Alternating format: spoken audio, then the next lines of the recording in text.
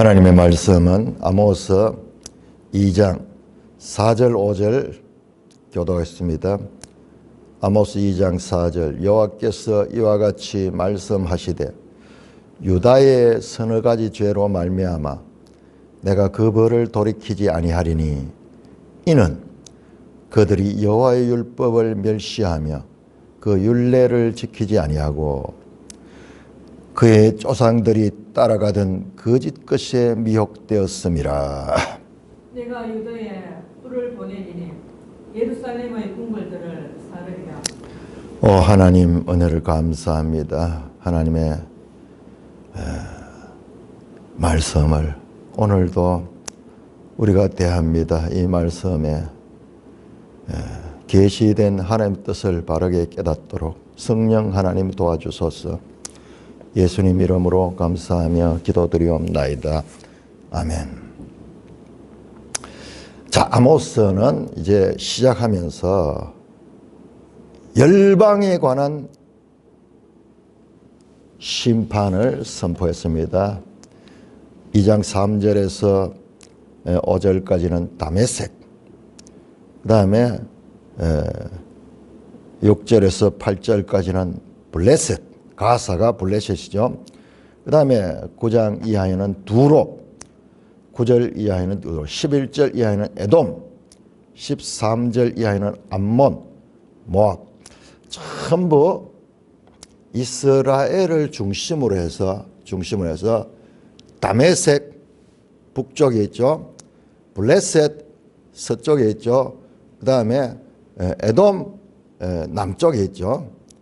그 다음에 이 모압 이 동남쪽에 있죠. 그 다음에 암몬 바로 동쪽에 옆에 있죠. 그러니 바로 이스라엘을 둘러싸고 있는 나라들에 대한 심판선이다. 자, 그러면 우리가 생각할 수 있는 게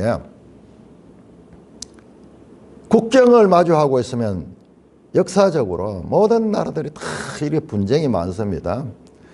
우리하고 일본하고는 국경을 마주해 있지 않지만은 그러나 이 바다를 두고 바로 옆에 이웃이 있다 보니까는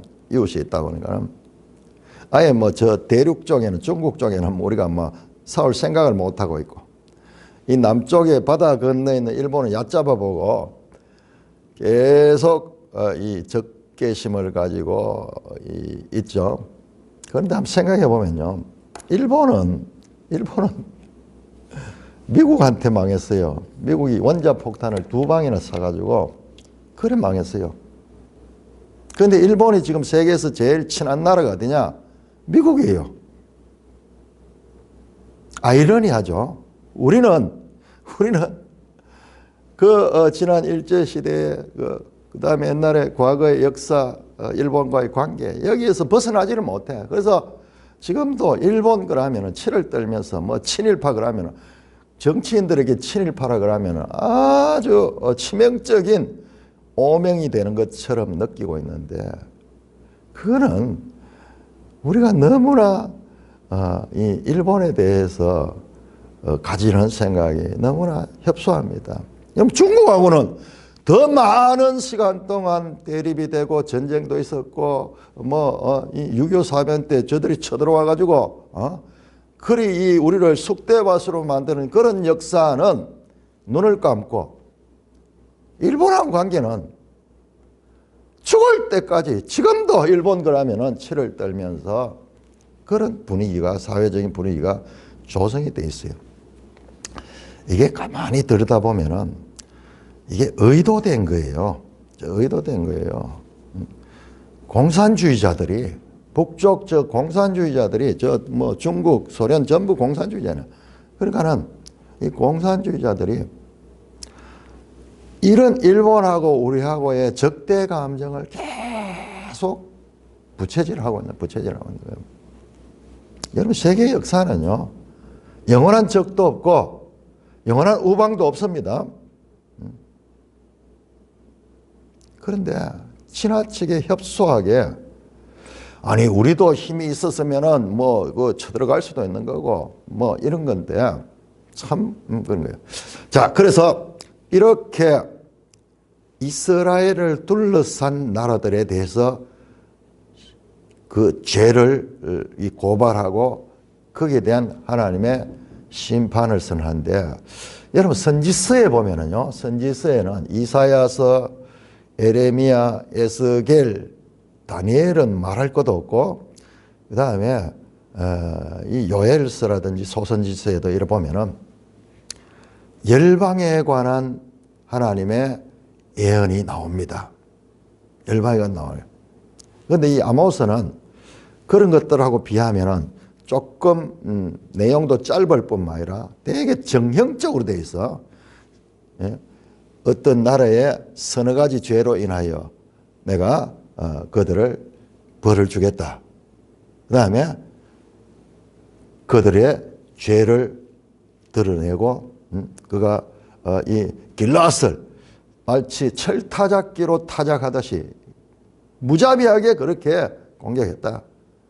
또는 그 이 포로들을 그 에돔에 팔아 넘겼다. 인간에 대한 폭력 그리고 인권을 무시했던 그런 죄들을 나열하면서 그들에 대한 징계를 말씀했습니다. 자, 그런데 우리 선지서에 나오는 열방에 관한 예언들은 이런 같은 면이 있으면서도 또 차이가 있어요. 차이가 있습니다. 우리 한번 찾아보겠습니다. 자, 이사야 13장부터, 자, 우리 성경을 안다는 것은 성경 한 권 한 권을 아는 것도 중요하지만은 나중에는 성경과 성경과의 관계들을 알아야 됩니다. 그러면 뭐가 보이느냐? 하나님이 보여요. 하나님의 세계 경영이 보입니다. 자, 이사야 13장부터 보시면요. 자, 이사야 12장까지가 쭉 이야기가 일부로 전개되다가 그 다음에 13장부터 바로 바벨론에 관한 경고로 말씀이 시작됩니다. 그래서 13장은 바벨론에 관한 이 경고가 나오고요. 14장에도 마찬가지로 바벨론 왕에 대해서, 야, 그런데요, 이사야 이 시대에는 아직 바벨론이 세계 무대에 등장하기 전이에요. 등장하기 전입니다. 그런데 장차 바벨론에 관한 예언을 자세하게 기록합니다. 13장, 14장. 14장 24절부터 27절까지는 아수르에 대해서, 뜻밖에도 이 당시에 아수르가 세계 가장 강대국인데 아수르에 대한 예언은 상당히 짧게 나와 있어요.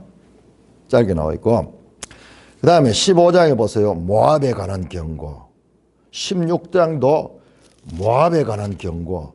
17장은 다메섹에 관한 경고 나오네요. 다메섹. 우리 아모스도 다메섹에 관한 게 나오죠. 다메섹. 그 다음에 18장에 보세요. 구스, 아프리카 구스. 19장에는 애굽. 조금 스케일이 다르죠. 지금 우리 이 아모스에는 완전 주변 나라들이에요. 주변 나라. 그런데 지금 이 이사야를 보면 바벨론, 저 멀리 있는 바벨론, 저 멀리 있는 애굽 또는 아수르. 스케일 자체가 이 세계 전체, 그 당시에 이 세계 중심을 다 다루고 있는데 아모스는 진짜 인접 국가들과의 관계만 다루고 있죠. 19장의 애굽. 애굽에 대해서도 이 예언이 길게 됩니다. 그 다음에 21장에 보면 다시 바벨론에 대한 이 심판이, 바벨론 두 번 나오고, 처음에 나오고 또 뒷부분에 또 나오고, 그 다음에 21장 11절에는 두마, 13절은 아라비아 짤막짤막하게 나오고, 22장에 환상 꼴짜기, 이게 유다에 관한 예언이고, 그 다음에 23장에는 두로가 나오죠. 두로. 자, 이렇게 이게 한 10나라들이, 한 10개 나라. 이 아모스하고 차이점은 스케일이 훨씬 더 넓다는 거예요. 저 멀리 있는 바벨론, 아수르, 저 아래에 있는 정통적인 애굽.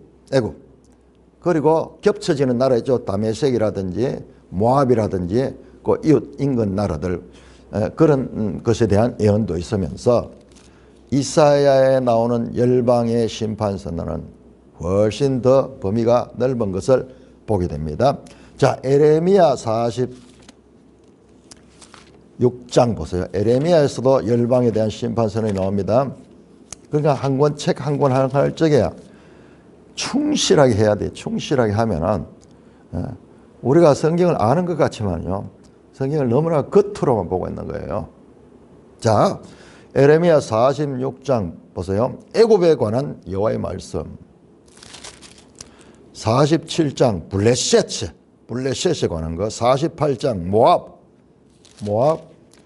그다음에 48장 길게 나오네. 모압이 길게 나오네요. 모압이. 49장 암몬. 그다음에 이 49장 23절부터는 다메섹. 그다음에 26절부터는 게달 하솔. 그다음에 34장 엘람. 와, 엘람은 저 멀리 아직까지 페르시아가 등장하기도 전인데 그때 엘람에 관한 예언. 그다음에 50장에 보시면요. 길게 나오는데 바벨론에 관한 심판서는 50장 51장까지 바벨론에 대한 심판서는 52장에는 바벨론에 의해서 유다가 망하는 내용이 나오는데 바로 그 앞에는 바벨론이 장차 망하게 될 것, 하나님이 바벨론을 심판하실 것에 대한 열방에 관한 예언이 나옵니다. 자, 우리 에스겔도 한번 볼까요? 에스겔 25장부터 보시면요. 에스겔 25장 열방에 대한 심판선이 나옵니다. 자, 25장에서 32장까지. 자, 25장이 먼저 암몬 1절에 7절까지. 그 다음에 8절 이하에는 모압과 세일 가는 게 여기 어디냐 하면은 에돔이에요. 에돔. 모압하고 에돔은 서로 어떻죠? 세일산 가죠. 세일 그 에서가 자리 잡았던 거기 에돔이죠. 자, 그 다음에 12절부터 에돔과 블레셋에 관한 이 예언이 나오고 26장에 두로. 그런데 놀랍게도 두로가 에스겔서에는 가장 중요하게 다뤄집니다. 두로가 26장 두로, 27장 두로, 28장 두로. 자, 29장에 가면은 애굽에 관한 심판 선언이 나옵니다. 29장 30장, 31장까지도 32장까지 애굽에 관해서 또 길게 나오네요. 그러니까 이 선지서마다 열방에 관한 심판 선언이 나오는데 강조하는 나라가 좀 차이가 있어요. 좀 차이가 있습니다. 자, 이렇게 선지서, 우리가 봤던 이사야, 에레미야, 에스겔 소위 대선지서에는 이런 열방에 관한 심판이 자기 백성 유다와 이스라엘 이야기를 하면서 열방에 관한 예언도 동시적으로 나타난다 하는 것을 우리가 염두에 둬야 됩니다. 자, 그러면 다니엘은 이거하고는 형식이 달라요. 다니엘은 2장과 7장에 열방에 관한 예언이 나오는데 이 내용은 지금 이거는 수평적으로 그 당시에 또는 가까운 장래의 주변 나라에 일어날 일들을 선포했죠. 그런데 다니엘은 뭡니까? 바벨론 그 당시로부터 장차 수백 년 앞을 내다보며 메시아가 오실 때까지의 긴 역사적 열방에 대한 예언이 나옵니다. 이거는 수평적으로 그 당시에 이 나라인데 이 다니엘은 달라요. 다니엘은 저 바벨론부터 해서 메데파사 그리고 그리스 로마에 이르기까지 예수님이 오실 때까지의 그 긴 시간적인 그와 같은 장래 역사를 예언하고 있죠. 자, 우리 요엘서 한번 볼까요? 요엘서는 짧은 내용이지만은 요엘서에도 심판 선언이 나오는데,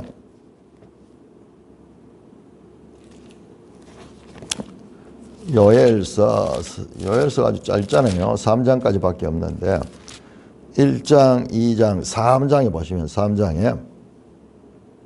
3장에 여호와께서 민족들을 심판하라. 민족들 하는 거 열방이든 모든 나라들, 세상 나라들 쭉 그러면서 민족들에 대한 심판이 나오고 있습니다.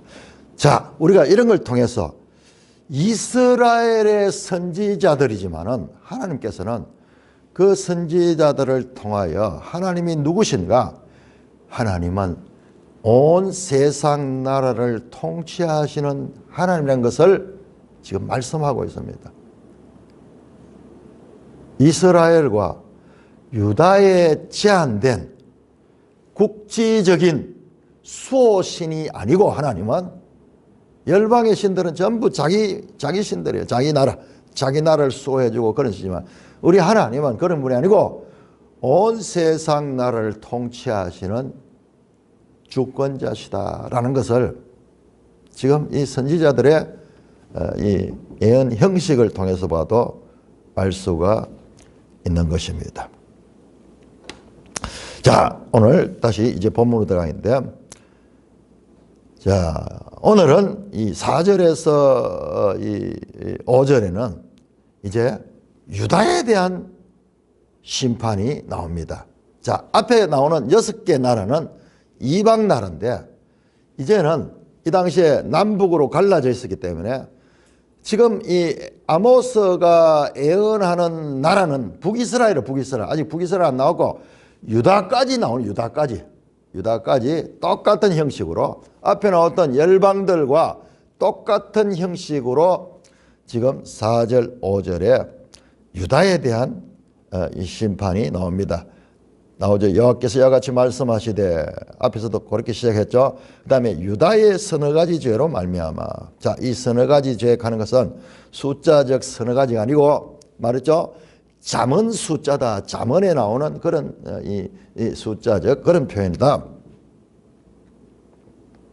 내가 그 벌을 돌이키지 않아. 똑같습니다. 형식이. 이는 그들의 죄를 이제 소개하는데, 그들이 여호와의 율법을 멸시하며 율례를 지키지 않고 그의 조상들이 따르는 거짓 것에 미혹되었다. 이것이 죄예요. 자, 그런데 보세요. 앞에 나온 열방들의 죄와 유다에 관한 죄는 달라요. 자, 열방들의 죄를 자세히 보면요,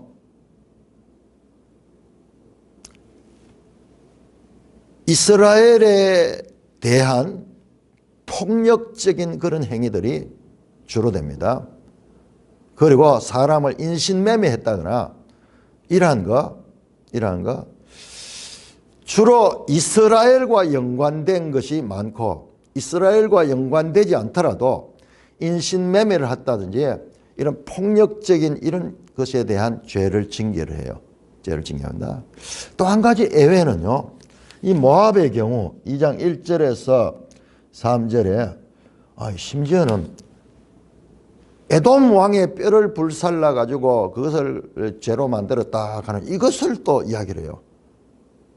사람의 그 이방 나라의 왕이잖아요, 에돔은. 그런데 그 왕에 대한 그한 악행을 하나님께서 죄로 말씀하시고 심판을 선합니다. 바로 이웃 나라였던 모압에 대한. 그러니까는 주로 이스라엘과 관계이지만은 이스라엘이 아니더라도 인간 대 인간으로서 이와 같은 비인격적이고 비인간적인 그런 폭력행위, 그런 것에 대한 죄를 심판합니다.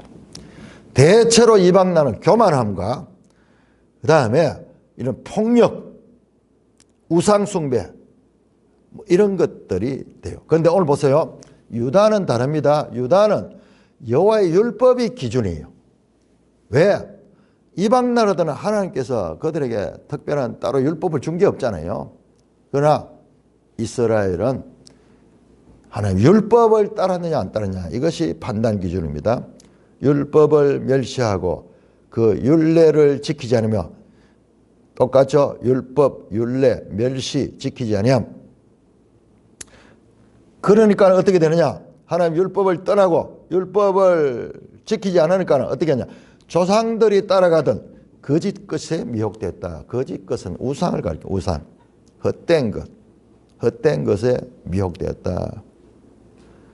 하나님의 백성들이 이방 나라의 우상들을 섬겼다는 것입니다. 내가 유다에 불을 보내니 예루살렘의 궁궐들을 살리라. 똑같죠. 앞에 나오는 그 형식, 6나라에 적용된 형식과 똑같습니다. 불을 보내서 궁궐들을 살리라. 예루살렘의 궁궐들을 살리라. 이 말씀은요, 역사적으로 성취됐죠. 역사적으로 성취됐죠. 열왕기하 25장 9절에 보면은 바벨론의 느부갓네살 군대가 와가지고 예루살렘을 불을 질러가지고 다 성전도 태우고 그 궁궐들도 불태우는 그 장면이 나오죠. 자, 이렇게 이제 7나라에 대한 유다를 포함해서 7나라에 대한 심판 선언이 나옵니다. 자, 그러니까 이스라엘 백성들은 안도했을 거예요. 왜? 자기들에 대해서는 말하지 않고 지금 주변 나라들에 대해서만 말하니까. 그러나 그것은 착각입니다. 지금부터 시작해서 이스라엘에 관한 심판이 선언이 되는데 앞에 나왔던 7나라와는 비교할 수 없이 더 자세하게 그들의 죄를 들추어냅니다. 그러면 어떻게 보면 죄가 많이 나오면 나올수록 거기에 대한 심판도 강하겠죠. 알겠죠? 분량에서도 훨씬 길게 나오고 이제 본격적으로 이스라엘에 대한 심판합니다. 자, 먼저 6절에서 8절까지 교독합니다. 여호와께서 이와 같이 말씀하시되 이스라엘의 서너 가지 죄로 말미암아 내가 그 벌을 돌이키지 아니하리니 이는 그들이 은을 받고 의인을 팔며 신한 클레를 받고 가난한 자를 팔며 힘 없는 자의 머리를 티끌 먼지 속에 발로 밟고 연약한 자의 길을 굽게 하며 아버지와 아들이 한 젊은 여인에게 다녀서 내 거룩한 이름을 더럽히며 모든 제단 옆에서 전당 잡은 옷 위에 누우며 그들의 신전에서 벌금으로 얻은 포도주를 마십니다. 자, 여러분, 자, 이스라엘의 서너 가지 죄로 말미암아 내가 그 벌을 돌려. 여기까지는 똑같죠. 앞에 나오는 나라들과 형식이 똑같습니다. 그런데 서너 가지 죄가 아니고 앞에 나오는 나라들은 뭐 한 가지 죄 뭐 이런 정도였는데 여기는 서너 가지 죄가 아니라 수십 가지 죄. 특별히 여기에 7가지 죄가 나옵니다. 7가지 죄. 여러분, 제가 이 앞에서도 말씀드렸는데, 자, 7나라에 대한 심판선이 나왔죠. 이제 그 유다에 대해서는 따로 독립해서 그렇게 나옵니다. 그리고 아모스서에는 7이라는 숫자가요, 우리가 그냥 보면 못 찾아요. 그렇지만 학자들이 원어를 가지고 자세히 연구해서 봤는데 전부 7로 돼 있어. 숫자 7로 돼 있어.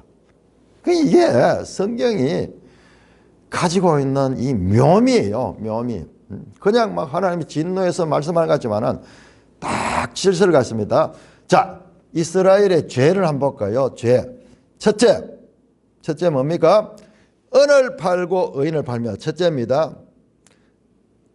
그 다음에 둘째, 신한 클레를 받고 가난한 자를 팔고. 그 다음에 셋째, 힘없는 자의 머리에 티끌을 먼지 속에 발로 밟고. 이게 좀 번역이 쉽지 않은데요. 이거는요, 지난번 개역은 이렇게 돼 있어요.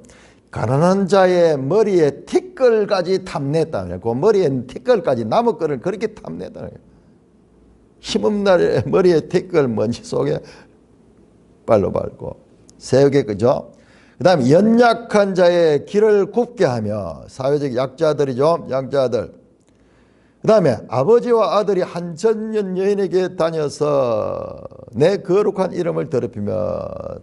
다섯 번째입니다. 이 어떤 성적인 타락이죠. 그 다음에 이 8절 모든 제단 전당 잡은 옷 위에 누우며 6개 그 다음에 그들의 신전에서 벌금으로 얻은 포도주를 마심이라. 죄목을 7가지를 탁 들쳐 구체적으로 들쳐. 그러니까 앞으로 나오는 모든 내용이 이스라엘에 대한 심판 선언이에요. 앞에 나온 열방들과 차원이 다르죠. 자, 그래서 종교적 타락, 전당 잡은 옷 위에 누우며, 여러분 이스라엘 율법에 전당 잡은 옷은요 어떻게 하라 그랬습니까? 자, 한번 봅시다. 이게 출애굽기 22장 그 십계명을 주시는 그 제일 최초의 이 언약에 관한 말씀이 나오는데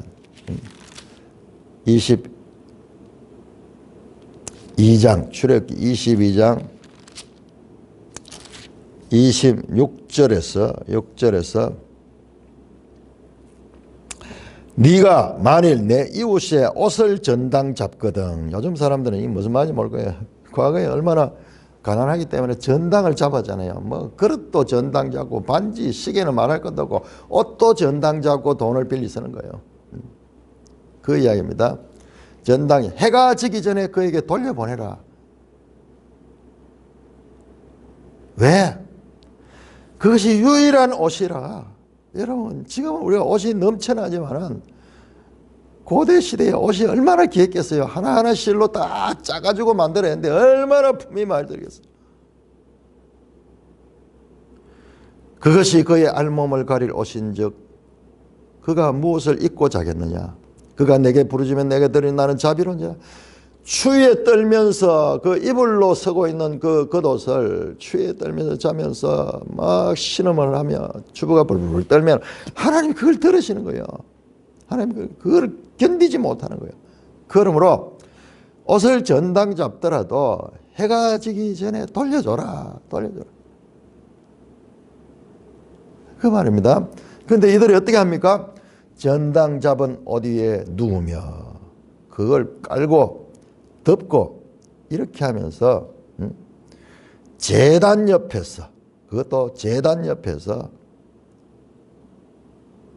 제사장들이 또 그들의 신전에서 그들의 신전은 뭐냐 그러면요 우리 매일성경 주석이 나오네요. 그들의 신전에서 직역하면 그들의 하나님의 집에서 이는 북이스라엘의 성소를 배운 북이스라엘은 정통성 없으니까 베델, 단, 길갈 뭐 여러 곳에 신전을 지었죠.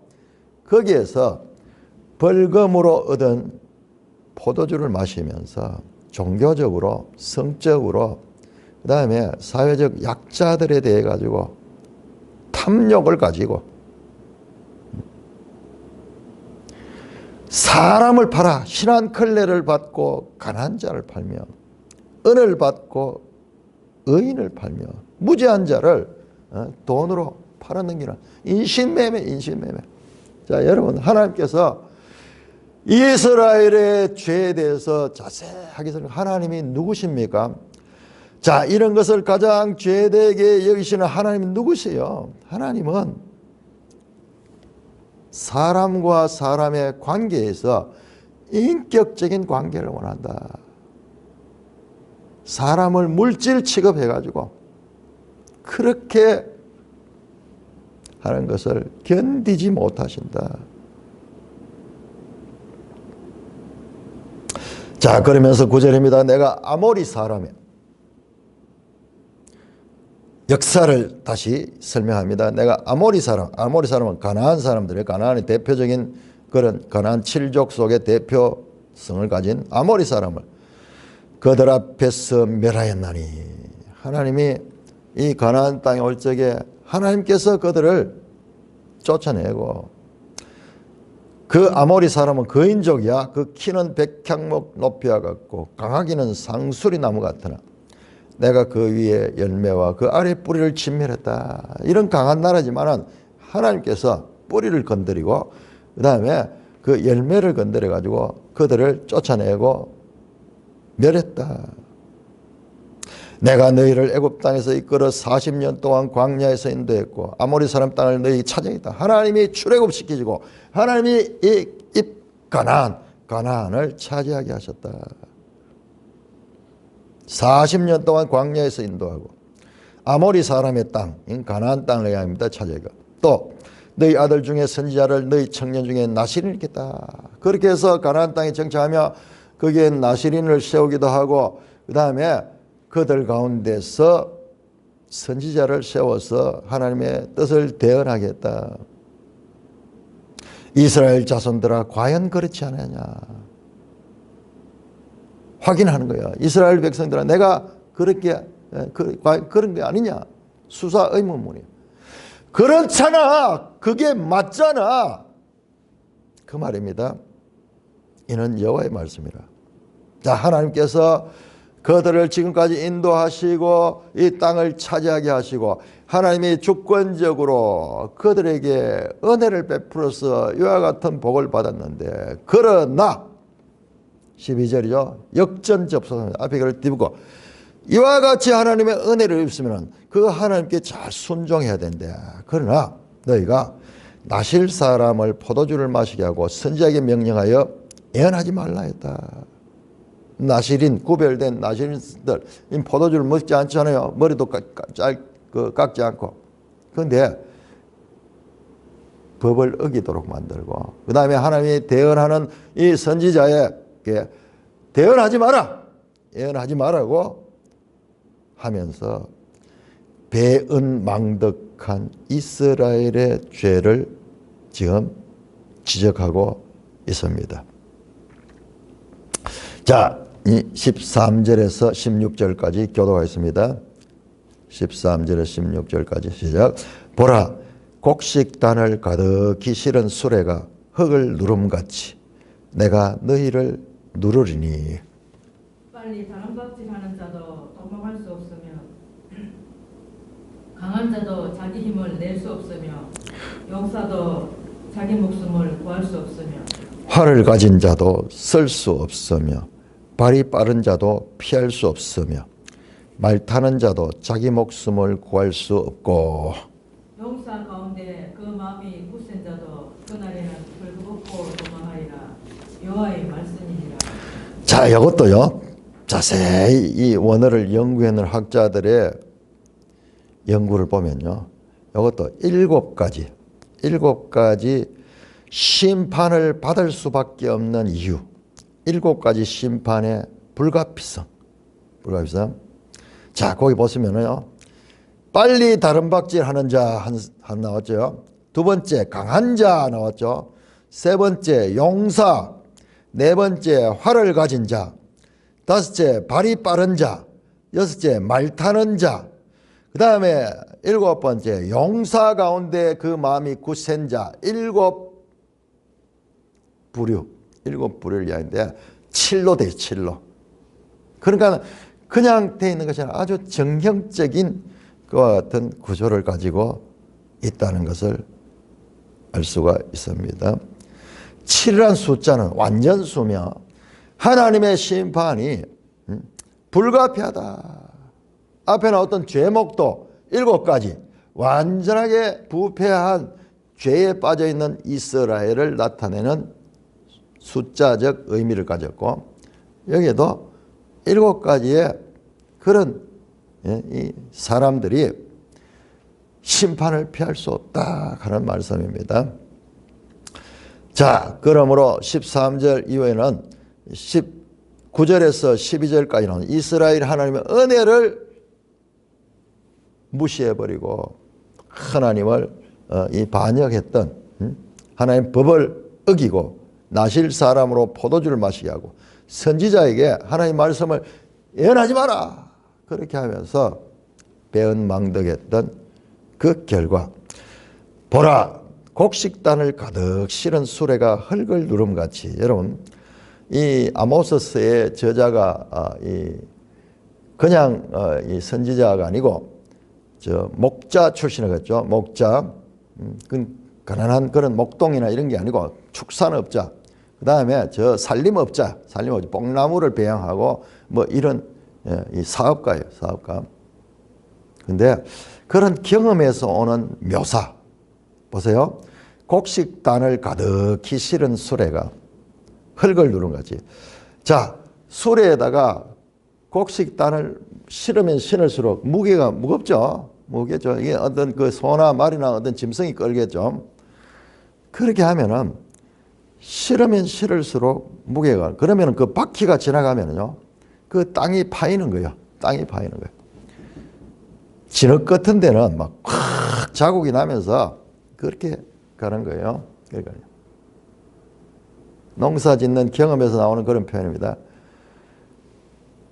곡식을 가득히 실은 수레가 흙을 누름같이 가면 그 땅이 막 짓밟히겠죠.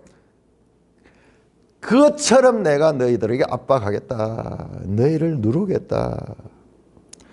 앞에 나오는 죄에 대한 하나님의 징계입니다. 보응입니다. 보응. 그러면 구체적으로 빨리 다른 박질하는 자도 도망할 수 없으며 달리기를 잘해가지고 그 일을 피할 사람, 이 전쟁의 형태로 오는 압박이에요. 이게 아수르를 통하여서 이스라엘 망하게 할 적에 오는 그거. 그 하나님이 그걸 누르는 거예요. 하나님이 누르면은 빨리 다른 박질한 자도 도망할 수 없으며 강한 자도 자기 힘을 낼 수 없으며 뭐 빨리 다른 자도 피할 수 없으면 뭐 빨리 못 다른 자는 말할 것도 없죠. 강한 자도 자기 힘을 낼 수 없으며 용사도 자기 목숨을 구할 수 없으며 아주 무협에 뛰어난 용사도 이 아수르 군대의 그 압박 앞에 피할 수 없다는 거예요. 활을 가진 자도 쓸 수 없으며 활을 가지고 이 활이 고대 무기 중에서는 가장 무서운 거예요. 멀리서 적을 맞출 수 있잖아요. 활을 가진 자도 쓸 수 없어요. 발이 빠른 자도 피할 수 없어요. 말 타는 자도 자기 목숨을 용사 가운데 그 마음이 굳센 자로 다양한 그 인물 묘사 7가지의 묘사를 통해서 이 사람들도 강하고 용맹하고 무협에 뛰어나고 신속한 이동 수단을 가지고 그리고 강한 용사도 피할 수 없으면 나머지는 말할 것도 없겠죠. 그날에 벌거벗고 도망하리라. 여호와의 말씀이라. 마음이 굳은 자도 그날에 벌거벗고요. 이스라엘에 대한 하나님의 심판, 즉 아수르 군대에 의해서 이스라엘 백성들이 당하게 될 수치스러운 장면을 예언합니다. 이 일은 BC 722년 아수르 왕 사르곤 2세에 의해서 그대로 성취가 되었습니다. 자, 3장 1절에서 2절 교독하겠습니다. 아모스 3장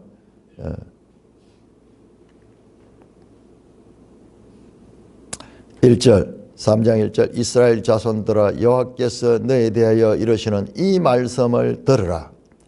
애굽 땅에서 인도하여 올리신 모든 민족에 대하여 이르시기를 내가 땅의 모든 족속 가운데 너희만을 알았나니 그러므로 내가 너희 모든 죄악을 너희에게 보응하리라 하셨나니. 자, 여러분 이 장에서 끝나는 게 아니에요. 이스라엘에 대한 심판서는 계속 이어집니다. 계속 이어집니다. 6장까지 이어져. 6장까지. 아니면 실제로는 끝까지 가요. 그런데 그 9장 끝에 마지막 단락에 가면 회복에 대한 메시지가 나옵니다. 그러나 그 이전까지는 계속 심판선이에요. 심판선.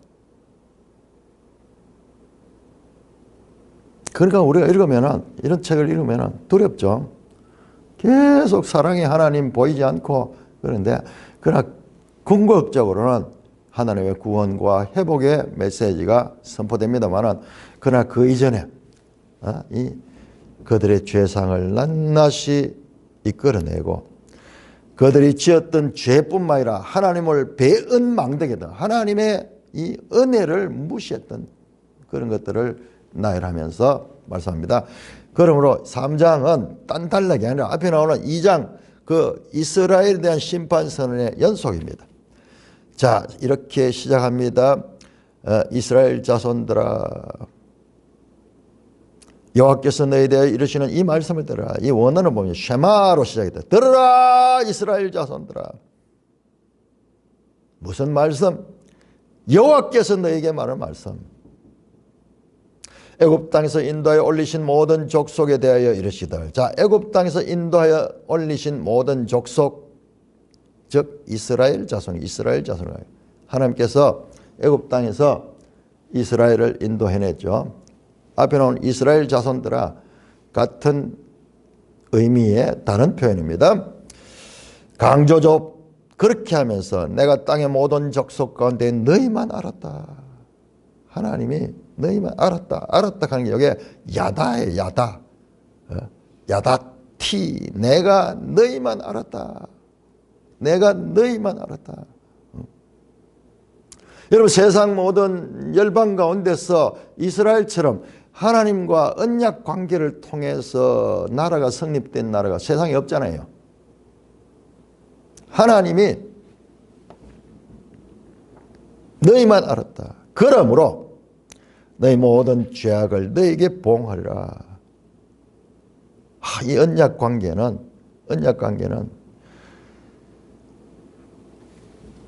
순종과 불순종에 따른 심판과 복이 준비되어 있어. 그런데 이스라엘이 불순종하기 때문에 거기에 대한 심판을 받게 되는 것입니다. 너희 모든 죄악을 너에게 보응하리라. 내가 땅의 모든 족속 가운데, 엄청난 스케일이죠. 땅의 모든 열방들 가운데 너희만 알았다. 자, 바로 앞에서 1장 2장에서 열방에 관한 심판선이 나왔잖아요. 그러나 그들과 너희는 달라. 그들과 너희는 달라. 유다에 대해서도 앞에 나왔죠. 유다에 대해서도 할 때 어떻게 율법과 율례를 가지고 심판하듯이 다른 땅의 모든 족속과는 다르다. 이스라엘과 유다는. 그러므로 내가 너희 모든 죄악을 너에게 보응할 것이다. 보응할 것이다. 그렇게 말씀합니다. 이스라엘의 기대는요. 이스라엘의 기대는 여러분 2절에 보시면은 내가 땅의 모든 자손 너희만 알았다. 이랬을 적에 얼마나 기쁘겠습니까? 그렇습니다. 하나님 우리를 하나님께서 불러주시고 택하시고 인도하시고 이끌으셨으니까 그러므로 우리에게는 어떤 죄에 대한 심판도 멸해줄 것이라고 기대했을 거예요. 그러나 그렇지 않습니다. 하나님은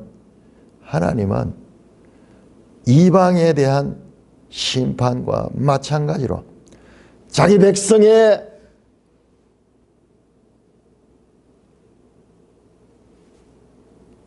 죄에 대해서도 심판하시는 하나님이다. 자, 여기 이제 이스라엘 백성이 이걸 알아야 되는 거예요. 우리 구약 성경을 자세히 보면 이스라엘 백성들은 이거를 몰라요. 자기들은 특별한 백성이기 때문에 하나님께서 어떻게 하든지 구원하시고 보호하시고 복을 주실 것이다. 하나님의 말씀에 대한 바른 이해가 아니고 자신들의 선입견을 가지고 하나님을 오해하면서 그걸 자기가 만든 가상의 하나님을 지금 믿고 있는 거예요. 그게 왜 그래요? 하나님 율법을 잘 모르기 때문에 그런 거예요. 그냥 의식만 행하면 될 줄로 알고 있는데 그런 우상들과 하나님은 완전히 다르죠. 완전히 다르죠.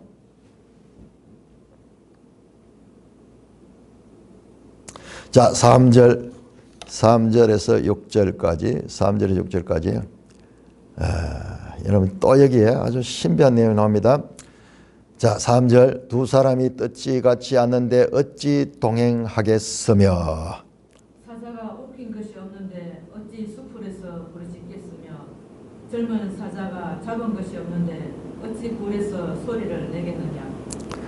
덫을 땅에 놓지 않은데 새가 어찌 자기 거기에 치이겠으며 잡힌 것이 없는데 덫이 어찌 땅에서 튀겠느냐. 성읍에서 나팔이 울리는데 백성이 어찌 두려워하지 않겠으며 여호와의 행하심이 없는데 재앙이 어찌 성읍에 임하겠느냐. 자, 여러분 여기에도 우선 이 단락을 보세요. 어찌라는 이와 같은 수사 의문문적인 표현이 7번 나와요. 7번. 좀 보이죠? 야, 아모스서에 이 아모스를 통하여서 하나님은 말씀하되 이 7이라는 숫자, 7의 동사 또는 7의 명사, 7의 수사 의문문 이런 것들이 속에 쫙 깔려 있는 거예요. 이게 이제 번역이 되면은 이걸 놓치기 쉬운데 우리 번역에 이걸 잘 살렸죠. 어찌, 예? 어찌.